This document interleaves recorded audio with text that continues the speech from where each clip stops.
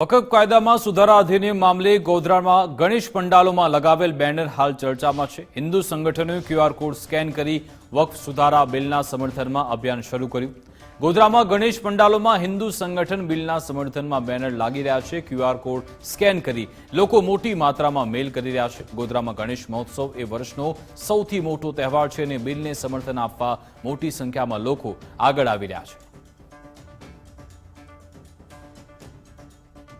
બોર્ડના સુધારા બિલના સંદર્ભમાં કેન્દ્ર સરકાર દ્વારા જે જાહેરાત આપવામાં આવી હતી એ જાહેરાતના સંદર્ભમાં ગોધરા નગરમાં હિન્દુ સંગઠનો અને હિન્દુ કાર્યકર્તાઓ દ્વારા એક બેનર દ્વારા એક મુહિમ ચલાવવામાં આવી છે કે ગણેશ મંડળોમાં જે દર્શનાર્થીઓ આવે છે એ દર્શનાર્થીઓ દ્વારા ક્યુઆર કોડના માધ્યમથી સ્કેન કરી અને સરકારને એક મેલ કરવામાં આવે અને એના દ્વારા પોતાનો એક ઓપિનિયન આપવામાં આવે।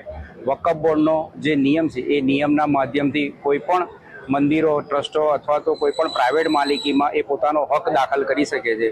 તો વકફ બોર્ડના આ નિયમોમાં બદલાવ આવે અને શક્ય હોય તો વકફ બોર્ડ જ નાબૂદ થાય। ભારત દેશની અંદર સંસદ ભવનની અંદર જે ક્યુઆર કોડ આપણે જે સંસદ ભવનની અંદર જે વકફ બોર્ડ બિલ માટે જે પબ્લિક ઓપિનિયન માટે જે મુહિમ ચાલી રહી છે તેમાં અમારા ગણપતિ મંડળ અને ગોધરા શહેરના તમામ ગણપતિ મંડળોની અંદર ક્યુઆર સ્કેન કોડ લગાવ્યા છે અને આવનાર ગણેશ ભક્તો તમામ ગણેશ ભક્તો તેમાં ક્યુઆર કોડને સ્કેન કરી પોતાનો મત આપે। આ વખતે દરેક પંડાલ ઉપર એક અલગ મુહિમ ચાલુ છે તે દેખાઈ રહી છે કે ક્યુઆર કોડ લાગેલા છે। એ ક્યુઆર કોડ વકફ બોર્ડ બિલ સંશોધન બિલને લઈને લાગેલા છે, જેમાં દરેક લોકો પોતપોતાના અભિપ્રાય પણ આપી રહ્યા છે, જેમાં મેં ખુદ પણ અભિપ્રાય આપ્યો અને આજે વસ્તુ આ ક્યુઆર કોડ જે લગાવવામાં આવે ખૂબ સારી બાબત છે।